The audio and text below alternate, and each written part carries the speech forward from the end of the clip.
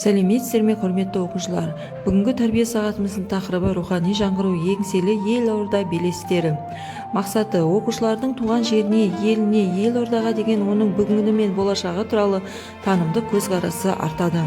Болашаққа деген сенімі мен ой-өрісі дамиды.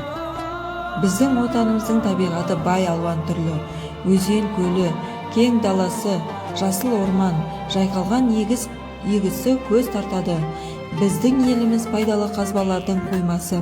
Әрине, біз отанымыздың осындай байлығы барына қуанамыз.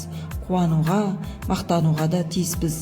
Осының барлығын ата-бабаларымыз найзаның ұшымен, білектің күшімен қорғап, болашақ ұрпағына аманат еткен.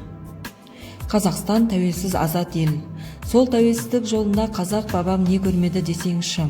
Еліміздің басынан азап та, аштық та, сұм соғыс та өтті. Қазақ халқы ауыр, қайғыға толы кезеңдерді бастан кешірді.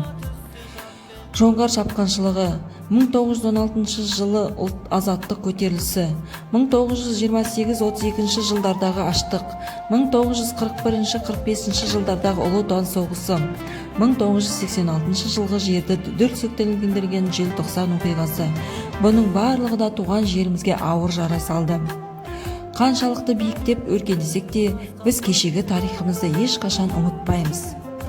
Еліміз тәуелсіз дербес ел атанды.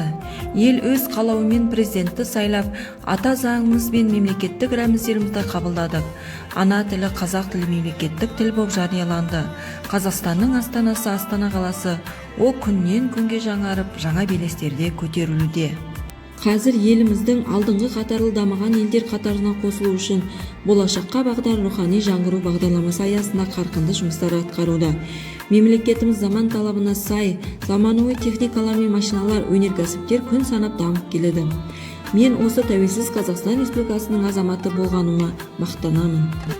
Рухани жаңғыру бағдарламасы аясында білімге қатысты көптеген жаңашылдықтың жүзеге асып жатқанын білеміз. Соның бірі үштілділік.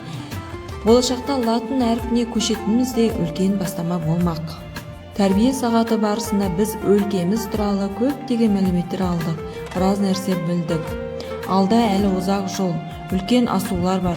Сол асулар мен қиындықты жеңу үшін білектің күші мен найзаның ұшы керек емес.